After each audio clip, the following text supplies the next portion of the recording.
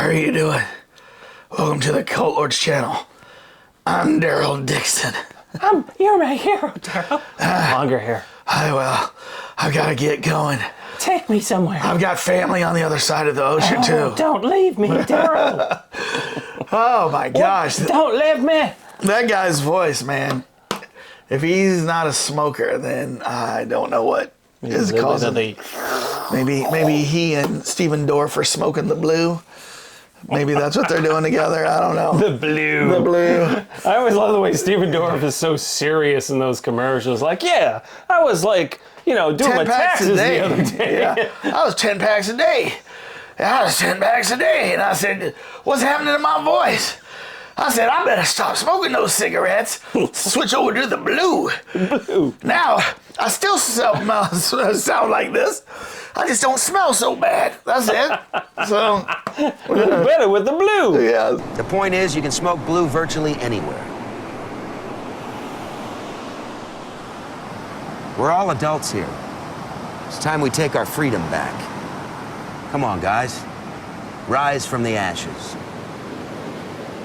It's time to take our freedom back. Take it back. Take it back. Oh, yeah. Oh, Daryl. Yeah. Daryl, mon vieux. So. Yes. If you're new to the channel, please hit subscribe, hit like, and tell us in the comments what you thought of this season. The button down for there. Daryl Dixon, The Walking Dead. Mm-hmm. Season wrap-up. Season wrap-up. So we did a review of episode 1, and we said we would come back after episode 6 to talk about the whole season. So, give our opinion of the whole season. Yeah. This one's not officially under the Deloitte and Douche wraps, though. We're just... No. We're just talking. Yeah, we're just talking. So, before we talk... a blue. What are we drinking, Ding?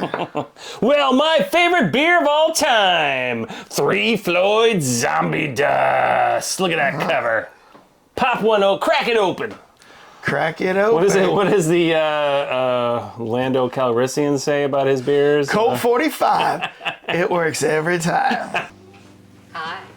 How about a nice, cool, smooth Colt 45? Colt 45. Every time. Zombie Dust. It works every time. Especially with Vampirella. Yeah. All right. All right, on. Cheers. Cheers. To the end of another Walking Dead spin-off series. So. Still didn't watch Dead City yet, but. Oh, wow, yeah. Maybe we should just do a full wrap-up of that, too. What our thoughts are on Dead City. I didn't watch that either, actually. I heard it's not as good, but.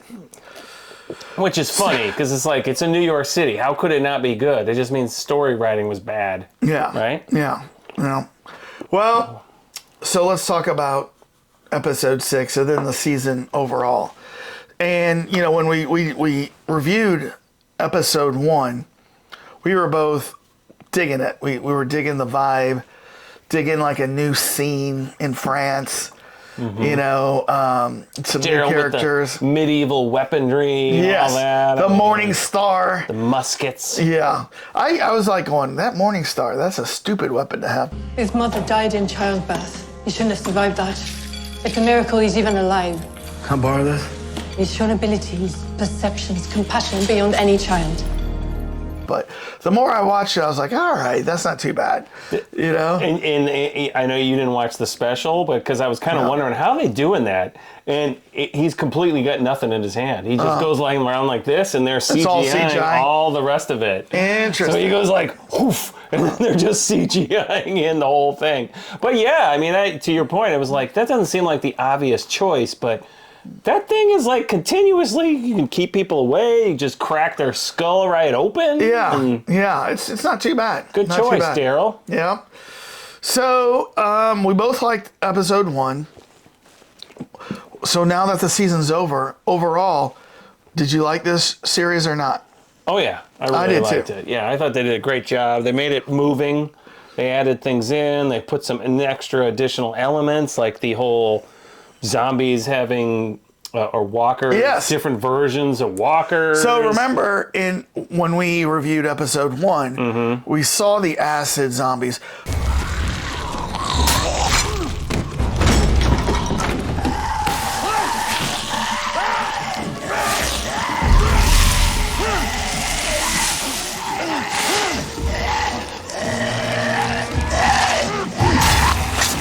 But we didn't understand I think they're called the burners. how are these things being created, Right. you know what I mean, or what was different about them. But you finally see it in episode 5, episode 6, somewhere around there, that they're injecting them with some sort of chemical that turns these zombies into that. Like in I don't know what, hyperwave or whatever. Hypervariant. And you see it to the zombie. point where sometimes it's a little too much and their head blows off. Their head blows off, or like one zombie goes over to attack the other zombie, and that's a first, because usually zombies, in this world, they want living flesh. So like when they smell dead flesh, they turn away, right? And that's why you could disguise yourself in this world, right? Rips its jaw off or whatever. Yeah. I thought that was kind of cool. Yeah, actually. that was a great. Well, I mean, we're getting to the end here already with the scene, but I ain't gonna die in here. that whole thing was very interesting because that opens up a whole nother can of worms in the sense that, to your point, like zombies attacking zombies. Yeah. Because I actually have never seen that in anything. Yes. Never seen that in any movies. Yeah. I mean, nothing. Now imagine if you could engineer zombies to go attack zombies. Right. And you just release a bunch of these zombies out there to go take care of. Could be the end of the apocalypse. Yeah. Could be. Maybe they're getting to give us a hint. I don't know. That's Where an this is idea going. I've never thought of until trademark that just idea. right now. Yeah. Bing. Yeah. So what did you think of episode 6? We saw his journey, from where the nuns south were. of France. Yeah, moving the boy, to Going get to Paris. That was cool scene. Paris in the catacombs. Yeah. I was like, all right. I thought that was they went a little too far. I was like, all right, really? They're going to go into the catacombs? But then they kept it subdued. I mean, because we've seen, what was that movie, Down Under or something, 6 Under or something, where it was like all underneath the catacombs, where it was I forget what it's called. Above ground, below ground, or something? Above and something. I know. What yeah, so it was a nice touch, and then they go into that kind of like dungeon nightclub, and that was cool. I mean, I was like, I really appreciated all the little references they made to French culture, like the paintings. They had the water lily, and they had they stormed the Louvre and took all that stuff out. Yeah, they stormed the Louvre, and then that one crazy guy, which I thought there should have been more payoff with that guy when early on when they rode the carriage in and they met the crazy guy in the theater, and he had like the macabre symphony of zombies.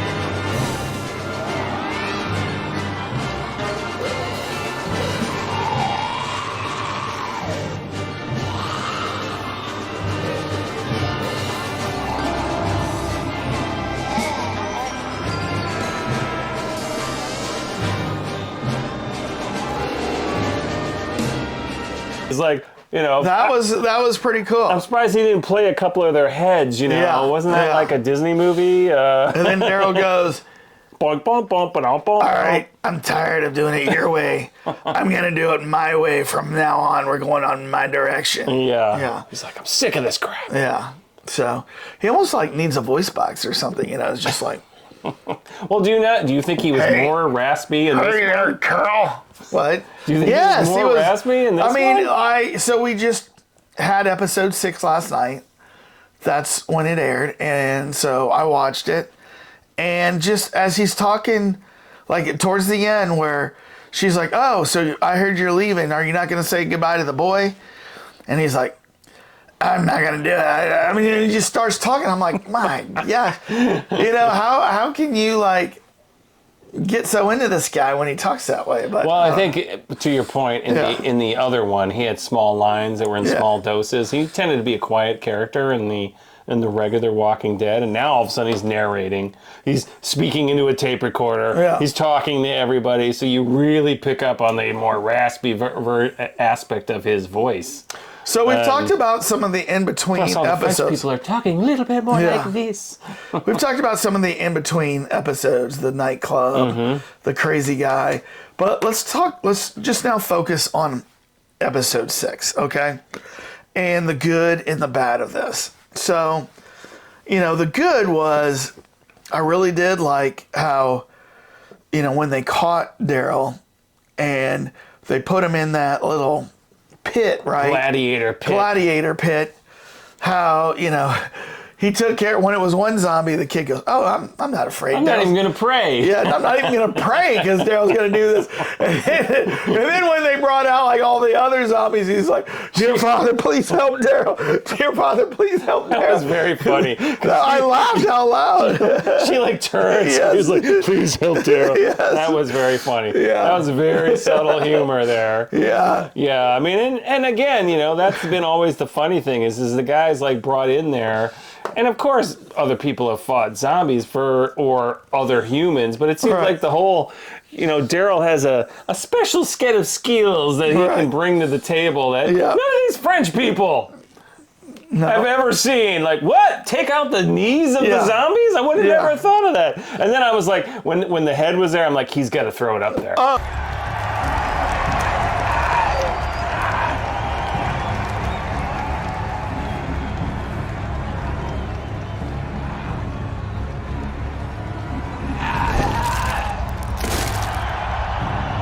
Oh, yeah. And then he picks it up and he does it. I'm like, and what's so funny too is, so I did you notice that?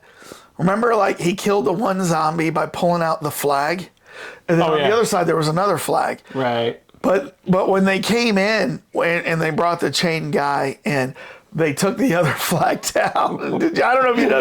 Little subtle thing there. They're like, he's not doing that again. He's not doing that again. Yeah. Oops. Yeah. So the flag manager was fired. Because I thought he was going to throw like the flag as a spear. Yeah, I didn't think there. about that, but it was better. He just throws the helmet up, the zombie head up there. All right, so that was cool. I'm going to have to get to the end because there's a couple things I want to ask you about. Okay. So in the end, they get to the fortress in the water. What's it called? Mont Saint Michel. But what do they call it? The nest. The nest. They get to the nest, and the woman's loving it, the boy's loving it. Mm-hmm. It's really kind of a cool place to it's to hole up. It's basically defend, a fortified cloister. Exactly. Seminary. Yeah. So it's actually a very cool place to hole up and survive the zombie apocalypse. Now the thing is, the guy who leads it, who's from Hoboken, New Jersey, by way of China, he was in, by the way, Man in the High Castle too. He played a key character in that. He played like the evil agent or whatever. I never saw that. So. Yeah. But he said, "Oh yeah, you can get to a boat, and he tells them where to go, and he goes, and it'll be there in 2 days.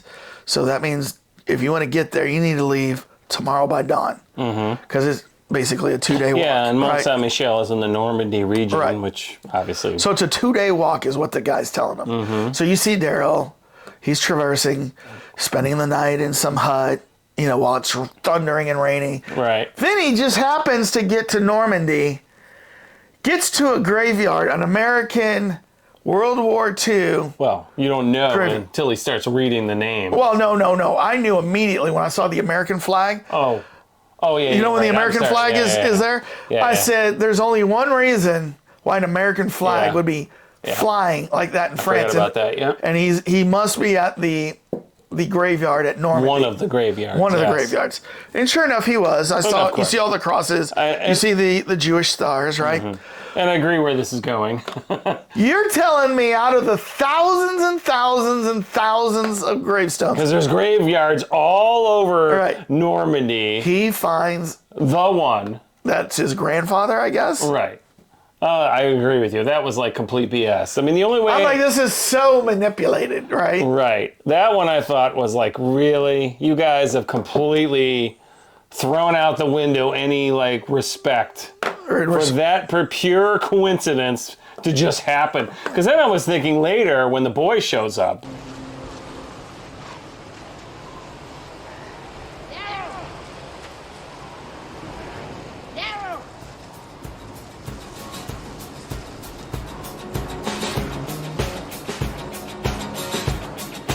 which is even more ridiculous. More ridiculous. Because the boy's like, what, ran there the whole way? Like It took Daryl 2 days going through the rain, camping Right. out, feeding himself, creating fire to stay warm.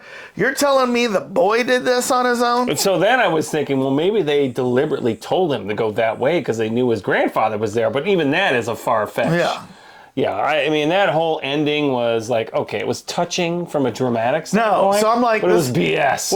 What the point I'm trying to get is Yeah. you went through 6 episodes where it was really good writing, really Right. action, touching stories, really cool characters, and then this was how you ended this with 2 stupid coincidences in a row, and then a cliffhanger of does he go to get the boy or does he go to the ship, which then they show season preview for season 2, which it looks like he stays. And it's the Book of Carol? Yeah, it's called the Book of Carol. Yeah. But it looks like he stays. Right, and she's going to go out there and get him. That's what I'm guessing is going to happen. I don't know, man. Because she's on the search for him. The hell you want, lady? Don't want any trouble. I'm looking for a friend of mine. Name's Daryl Dixon. Remember? I'm telling you, if she gets on a boat, crosses the ocean, and finds him in France, I'm going to pull my hair out because that is stupid. They're going to definitely have to have something where he radios or... Because I agree. How is she going to know to get on a boat to go to France and figure out where the hell he is in France? How does she know he's in France, first of all? You know what I mean? Right. Well, she doesn't even... Well, he did... She's looking for him in the United States. Because they showed some of that. Remember, he was talking to her on that radio when he was trying to get the gas? That was her on the radio, right? He was like, hey, I'm going to be in Maine. I'm going up there. Yeah. So she knows that, but I don't know. Yeah, I don't know. And I don't even know, because I didn't watch the end of the season. Were they up in Maine, or were they going to Maine? I didn't watch the end of that Yeah, season so that's where either, we're a little bit off on here. But yeah, I mean, I agree. They're kind of like it was a weird ending because Carol's going to do her thing to go find him, but then he's now left. Like, is he going to go back for her or stay? And then the boy. And then when you saw it was called The Book of Carol, I thought that was like off of the weird. Book of Boba Fett. Like, is Book everything of Elijah or whatever it is? Yeah. What's the Book of Carol? What's that about? I guess Daryl Dixon stupid. has a different ring than what's her last? Carol Miller. Miller. What's her last name? Carol's last name. Is it? I don't know. I think it's Miller, isn't it? I don't know. Because then it would be Walking Dead, Carol Miller. Yeah. And it didn't have the right ring. Yeah. But and then it could be like Carol's story, not the Book of Carol. I mean, I know. We just had a show calling themselves the Book of Boba Fett. I bet you they brainstorm that and nobody could come up with anything better because Carol is not exactly the sexiest name like Daryl Dixon. Sorry, Carol's Journey. You know what I mean? Yeah. So Carol's Trek. Carol Trek, like Star Trek. To go where no Daryl has gone before. So where was I going with this? Oh, because the funny thing is, do you remember there was that little teeny tiny blurb where they show these like World War II soldiers dead up on the shoreline? And it's like, what the hell is this? This doesn't like fit in anywhere. Yeah. And then it goes to Daryl. Right? Doesn't it like focus it And I on? assume that's his grandfather that was on the shoreline. But it was like, this is the weirdest way to introduce this because they're like, hey, let's take the Saving Private Ryan scene, right, where it shows, remember like when they focus in on Tom Hanks's eyes, from Private Ryan when he was an old man, and they manipulate you to think that the old man at the end is Tom Hanks. Because remember, it starts off with the old man coming to the cemetery with his family. And he stands in front of the grave, and then he tells his wife, tell me I'm a good man. Tell me I'm a good man, right? But then what they do is they focus in on his eyes, and then they go straight to Tom Hanks's eyes on the ship about this storm Normandy. So they manipulate you to think the whole time Tom Cruise is going to survive, and that's going to be the guy. Tom Hanks, yeah. Or Tom Cruise, Tom Hanks. So I'd love to be in that movie. Yeah. So then, I think what they're doing is they're kind of doing that little manipulation where they're showing his grandfather. Yeah. And then they're going to him, right? I don't know. Oh yeah, it was. But I mean, just to set that scene up for such a small little 10 seconds on camera, it's like, what a waste. I mean, because there was no payoff. I was kind of thinking, it was almost, what probably happened is they got to the end and they realized, wait a minute, Daryl just can't show up at a graveyard with his father there. We need to have something earlier that ties it in. And well, it's not. It can't be his father. It's got to be his grandfather. Yeah. I mean, I did love the backstory. We got a lot of the little funny things well, take the engine apart, and if you don't do it, you're not getting your dinner. Right. Kind of stuff like that. And they gave you some explanation about his grandfather getting killed, but he left his pregnant wife at home, which, actually probably happened a lot right. in World War II. But yeah, that part fell apart. I mean, they just completely, somebody said, hey, we need him to be on the beach making the choice, the kid or the boat. And they could not figure out a way to get him to do it properly. I would have taken the kid on the boat. Well, that might end up happening, right? Because the kid wanted to leave. Wait, no, did the kid want to leave? I don't know. No, I but I'm remember. Hey, I'm leaving on the boat. Are you going to go with me or are you going to stand here? Because I don't know. I will say. Remember, there's 2 other kids back in the United States that idolize him too. Judith. Mm-hmm. Yeah. And then AJ. Something like that. I can't think of his name. I don't know. He mentioned him. Maggie's son. He mentioned him. But speaking about the boat, that was cool when they showed really what ended up happening to cause the mutiny in the first place, where he got captured by trying to help that guy out. He was taken across. I like to see that because they gave you hints of it and everything. But it was kind of interesting that even then people are so stupid with how they handle the zombies. Yeah. All he had to do was oh, wait, I'm going to throw you in there, knock you in there, and go grab the guy who conveniently puts the gun up to pull the door up on the trap door up. But it was cool to see that one zombie come out and he's rah! He races up the stairs. And then what happened is it was him and that old man who didn't like him. Right. And they both jumped off the boat to get in the boat. Got killed. Did he? Yeah, the creature took him, killed him, and then was ripping everything out. Then he turned it. Oh, I remember that.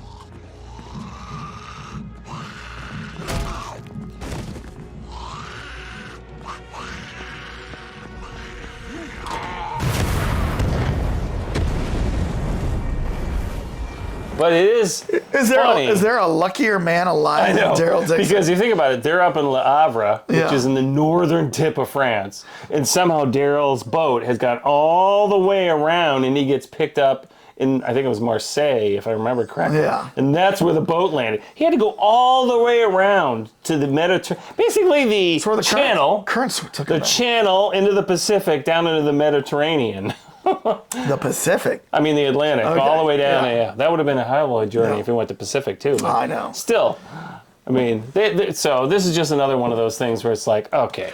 I mean, we can pick apart all these things, but overall, the show was very entertaining. Yeah. And I liked it, and I'm hopeful for season 2 that they can keep this up. In fact, they had a headline on the news that, on a news site, that kind of manipulated me. And it said, Daryl Dixon, the highest rated show ever on AMC Plus. Really? Oh, AMC Plus. AMC Plus. So I'm thinking, holy crap, this did better than the original Walking Deads, and this did better. And then I'm wait a second. On AMC Plus. Okay. So it did 1.5 million viewers on the first night on AMC Plus. You manipulators.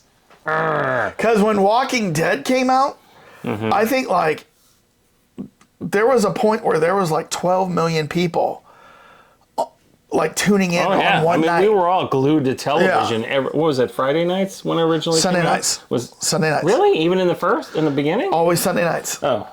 I guess I'm thinking of Battlestar Galactica. But yeah, you hungered for that show because they were only releasing one at a time. Yeah.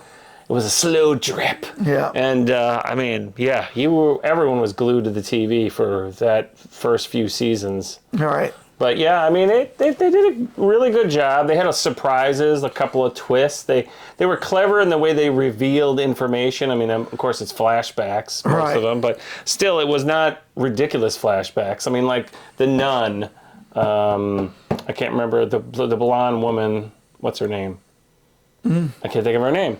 But all her backstory, where you find out she was like a partier, and knew how to thief, stealing men's watches. Yeah, thieves, guys. And it's paid off later. She got the key out of the guy's pocket. Yeah. The boy goes, "How did you do that?" And she goes, And some history you don't know about me.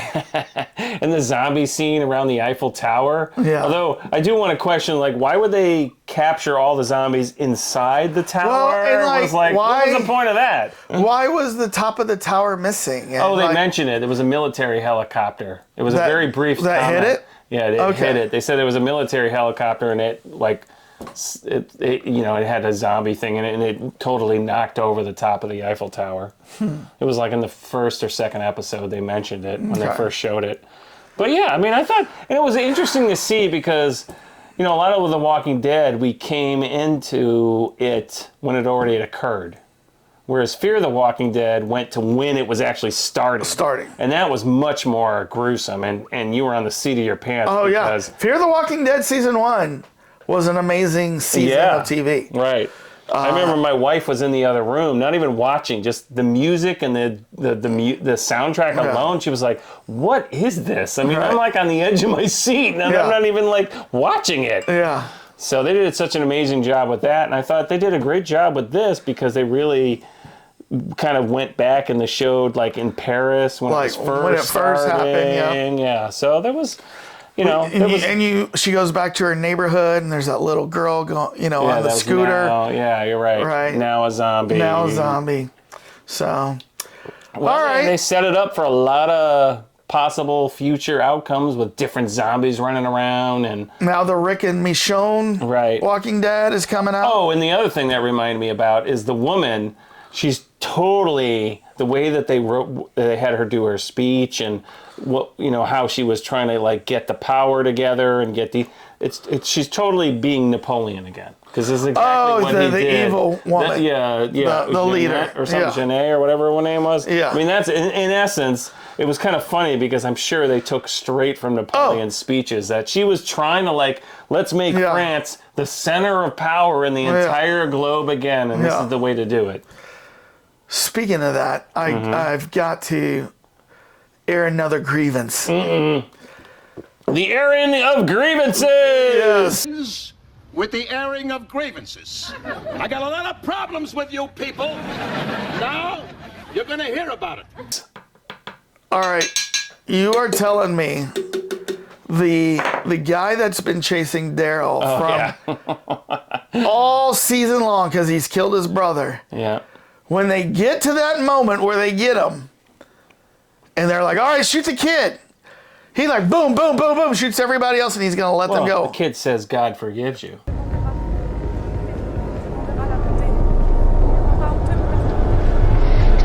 Dieu vous aime.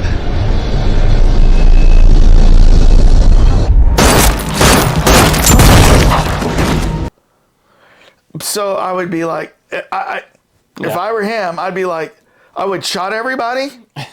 I would have let the kids survive, but I would shot Daryl because you killed my brother. You know what? As the kid said, God forgives me.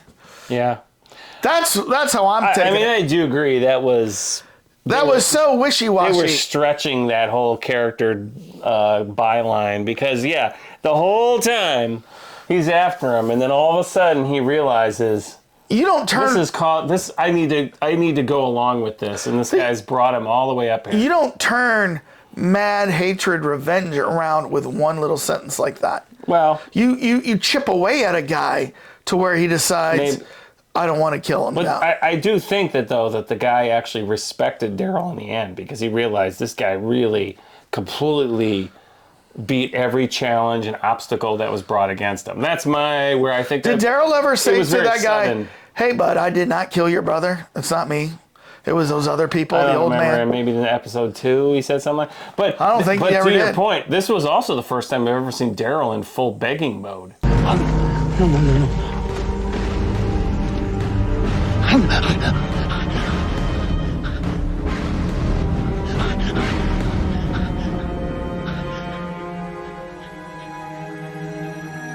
where he was like, don't do it. I don't remember ever seeing Daryl like that. He was always fighting it. This was the first time he was like sat back, and he was, because I was really startled by that, because he's like, don't do it, kill me, don't do it. He was like really like almost like pathetic in a sense. And that, I'm trying to think if he ever was. I don't remember Daryl ever doing that before, where he was like begging for people's lives. Like, and that's maybe the other thing that happened to this guy is he thought, well, if he's convinced that this kid is special, then I guess I'm gonna have to be convinced too.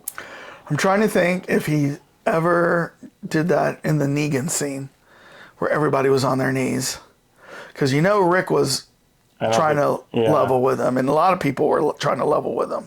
I know, yeah. I don't know if Daryl did or not. So maybe that was the big thing that never happened. I mean, we don't catch all of the scenes of Daryl. You'd have to go back and say, has he ever begged like that? And has he ever begged for character? Judith's life or Carol's life? Yeah. Or he's never been in that position before, I guess. Didn't he? Remember how Maggie's little sister, he and her were getting kind of special at one point. Remember, she was the blonde? And then they were like in the hospital in Atlanta where they killed her. I mean, this is what, the CDC hospital in Atlanta? No, not the CDC hospital. It was a different hospital. Oh. It was the one where the lady like ruled the hospital. Oh. It was probably season like 4 or 5. Yeah, I remember that now. Yeah, I think remember. he was begging for that girl, but I don't know. I don't know. This one just caught me off guard when I saw it. I was like, wow, he's really begging like hard, like full on, like, don't kill him, please. Ah! Like that kind of thing. And like, it caught me off guard when I saw it, because it's like, Daryl doesn't do that. Yeah. So maybe that's what the guy like all of a sudden convinced him. Like, hey, if this guy believes this hard, and then I got the kids saying, God forgives me. That's a hard sell for me, that he would change his makeup and his thoughts that fast. I did like the way he gave the guy a shotgun to the face.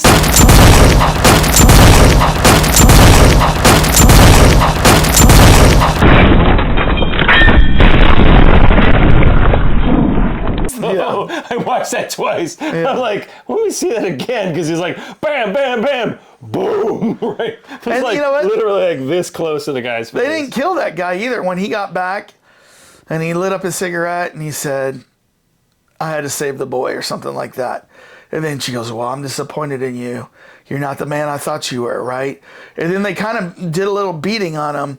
And then they took him away, and she said, he'll talk. No, they said, she goes, this is only the beginning of your pain or something like that. Yeah, right. And then he goes off. So he'll be back. Yeah, he'll be back. Yeah. Well, I mean, but again, remember, we're dealing with the French. They have a different philosophy than the Americans. So give up. Well, yeah. I mean, to your point, he did in essence give up. Yeah. He basically said, I see your point. I don't need to kill you. I'm going to kill these guys and see you later. Yeah. And he said, and I listened to that scene a little bit more, because I couldn't figure out exactly what he said. And it was something like, not today, Dixon. You'll die another day. But it was like, he did it in a weird French accent, and it was really hard to pick it up. Sounds like a Bond movie. Yeah, I mean, that's... Not today, 007. Exactly. You will die another day. I mean, maybe that's what they were trying to, put it in there, but it worked. All right. Well, I was still very entertained. Liked it, right? No, I love the show. The whole series overall. was awesome. Huge thumbs up. I mean, I hope the Book of Carol continues, with even if it's a stupid name. Sorry, Carol.